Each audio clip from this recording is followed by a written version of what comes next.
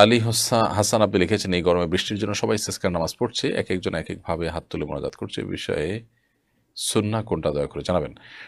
দেখুন, ইস্তেসকা সালাত বা বৃষ্টি প্রার্থনা সালাতের মধ্যে নবী সাল্লাল্লাহু আলাইহি সাল্লাম হাত উল্টো দিকে রেখে, হাতের তালুকে নিচের দিকে রেখে আর পিঠকে উপর দিকে রেখে দোয়া করেছেন বলে সহিহ মুসলিমে বর্ণিত হয়েছে। কোনো কোনো মুহাদ্দিসগণ এ হাদিসের ব্যাখ্যায় বলেছেন যে আসলে নবী রাসূলুল্লাহ সাল্লাম দোয়ার জন্য অনেক উপরে হাত তুলেছেন, তো তাতে এমনটি হয়েছে।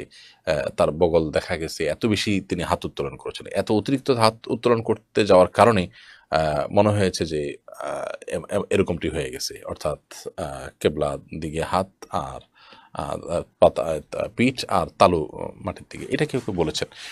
তবে এর বিপরীত মতটি আমার কাছে অধিকতর শক্তিশালী মনে হয়, অর্থাৎ এটার অবস্থার পরিবর্তনের জন্য, যে আল্লাহ বৃষ্টি হচ্ছে না, অনাবৃষ্টির অবস্থাকে আপনি পরিবর্তন করে আমাদেরকে শীতল পরিবেশ দিন, এই অবস্থার পরিবর্তনের জন্য আমরা দোয়ার অবস্থাকে পরিবর্তন করে আল্লাহ তাআলার কাছে আমাদের আচরণের মাধ্যমে অবস্থার পরিবর্তন চাইছি।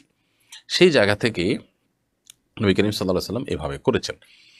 তো এভাবে হাত উল্টো দিকে রেখে দোয়া করা সুন্নাহ। তবে এভাবে করলেও কোনো অসুবিধা নেই। বিশেষ করে অনেক উলামায়ে কেরামের মতে নবী সাল্লাল্লাহু আলাইহি ওয়াসাল্লাম এভাবেই করেছেন, সেটা হয়তো অতিরিক্ত ওঠার কারণে এরকমটি মনে হয়েছে।